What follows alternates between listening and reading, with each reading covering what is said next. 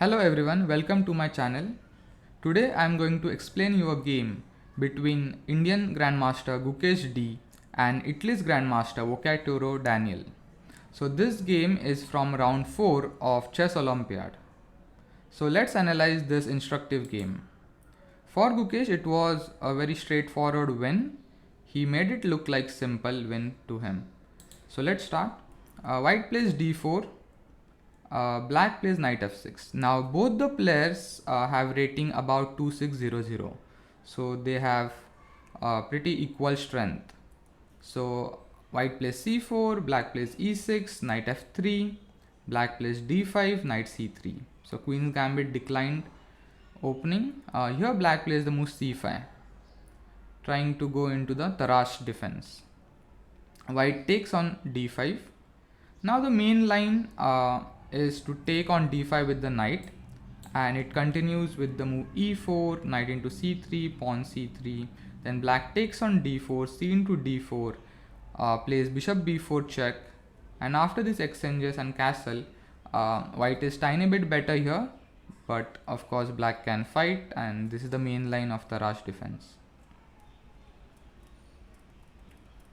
So but in the game after c into d5, black took on d4. So this is also possible and played. So queen into d4, and here black has to take back on d5 with pawn. Knight into d5 is not that great because after e4, black has to take on c3, and we will take with queen. We don't want to destroy pawn structure. And after this, queen into c3, white's play is quite easy. So for example, knight c6, bishop b5, bishop d7 and castle. Here white can play moves like a4, bishop f4, and we can see that black's king is still in the center. He has to develop his king side pieces. So white's rook will come on the open file very quickly. So black has to take back on d5 with the pawn, and now white plays bishop g5, pinning the knight. So this increases the pressure on the d5 pawn.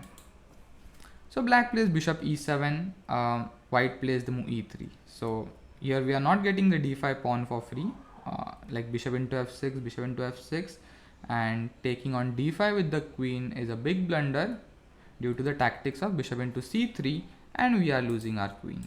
This is very typical tactics. So we play e3, we want to activate our light square bishop.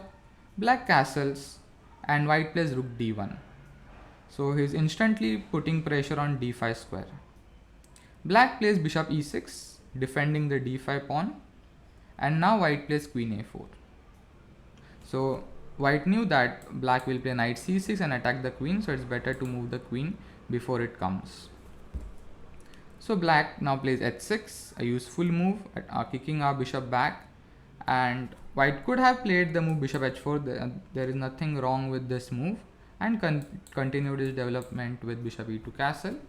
But Gukesh took on f6 and won the d5 pawn. So after bishop into f6, we can take knight into d5. But with this exchange, Gukesh have already created imbalance as white's king is still in the center, but white will be a pawn up. So let's see, bishop into d5. Now the only precise move for white is to play the move queen b5. Bishop c4 doesn't work. It looks like we are winning the piece back, but black has bishop c6 and counter attack on our queen. So the only precise move in the position is queen b5, which attacks the bishop. Now black has very nice move here. He can take on b2. So grabbing on b2 and thinking that we'll still get this bishop due to this pin.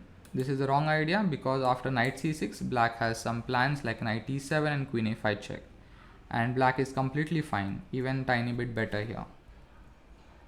So we should take on d5, rook into d5, and first black gave this check. So this forces us to keep our king in the center, king d1, and black plays queen e7. This move defends the b7 pawn. White improves his bishop on c4. Now this is critical moment for black. Now he have to decide how to arrange his pieces. Now his knight is not developed, and also his rook. So he has to see where to go with his knight. So now there are some options like knight c6 or knight a6.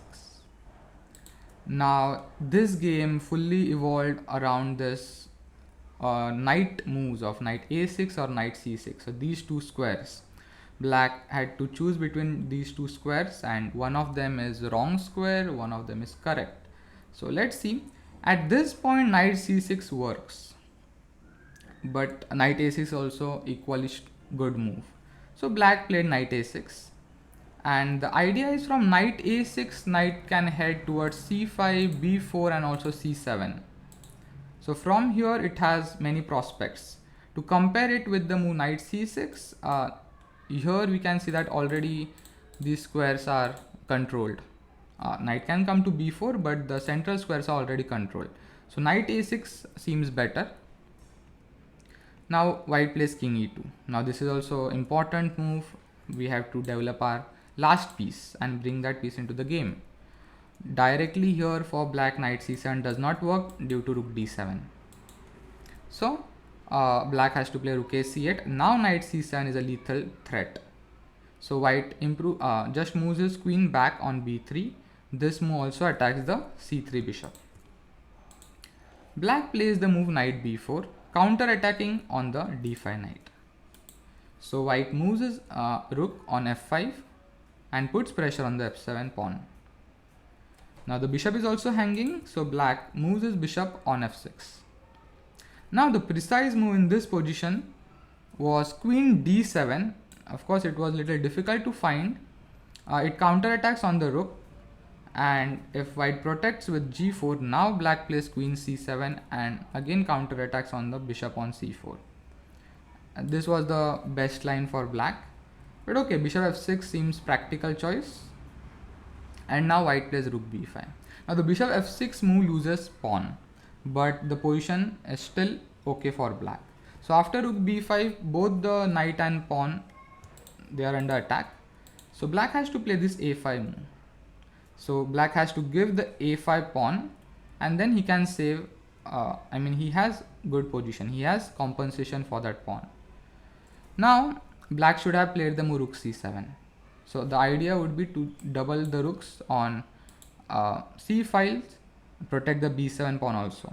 Now to continue with this line, white can play rook c1 here and king h8. So king h8 remains the necessary move in this position for black. White can play king f1, and after rook fc8 the position looks quite good for black, so he can easily hold this for a draw. One more variation to show is rook c7. White can play move like rook b5. So already the knight on b5 is well placed. So if white tries to attack the knight, now where to go? This is a big question. You can pause the video and try to find the good square for the knight. Okay, so here the correct move is knight a6, going to the edge of the board, not knight c6. After knight c6, bishop d5, rook fc8, and after rook d1, it is white who is creating some threats or has the initiative. Okay, and if we see the move of knight a6, now already the knight c5, black is planning to play knight c5, knight e4. So after moves like rook c1, king h8, knight e1, knight c5, it comes into the game. The queen is attacked, and after queen b4, knight e4, queen into e7, bishop into e7, and the position is a little bit difficult for white. Now there are threats of knight d6, doubling on the c file. The bishop will be under attack, and black holds this position. So this is completely equal position. Even black, I'll say I would like to be black in this position. So this was variation actually, but in the game also black directly went for the move knight c6. So here comes the basic positional understanding. Knight would be better placed on a6. From there it would control the important c5 square, and it has much better prospects from the c5 square. But knight c6, actually it looks like it is towards the center but not doing anything great. So white plays rook b5, putting pressure on b7 pawn, and if rook c7, the same line which we saw, and this is just better for white. So black plays the move b6. Now taking on b6 is met by knight a5. So we cannot take, but bishop d5. Again there comes a point. Here also black chose the wrong square for his knight. He went back on a7, which is a big blunder. But knight a5 would have done the job. So the idea is, of course, he's attacking the queen, and when queen moves, knight goes back to b7, and again you can see that black wants to put his knight on the c5 square. We saw in the previous line that black plays knight a6, knight c5. So again the same idea but different route. The idea remains the same. Here also black plays knight a7, and now b6 pawn is simply lost. Black can try for this rook c3, but after queen b1, queen c5, simply playing rook d1, and white is a healthy pawn up. Rook c2 check, king f1, and you can see this knight. It's totally dominated and restricted. So it is said that one bad piece makes your whole position bad. So this is the best example. After rook d8, knight e1. So white is trying to kick this rook from the second rank. Rook c3, and there comes bishop into f7 tactics. Now if king into f7, then there is rook into f6, king into f6, and rook into d8. Winning position for white. So after bishop into f7, black played king f8, but bishop h5, a very simple move. After queen c4 check, bishop e2 can be played. Now taking on h5 would lead to the same tactics of rook into f6. So black played knight c6, is trying to improve the piece, but it is late. Rook into d8, bishop into d8, queen g6, threatening checkmate in 1, queen c4 check, king g1, king e7, and rook b7, black resigned. Here it is mate in 2. If bishop c7, rook into c7, king d8, and queen d6 is a checkmate. So this was very straightforward win for Gukesh. And if we see, there's a paradox here. It is said that knight on rim is dim. For this position, it's quite proper, but in the earlier lines, actually the knight should have been gone to the a6 square. For example, the line rook c7 and rook b5, knight a6. I hope you like my explanation. Thanks for watching.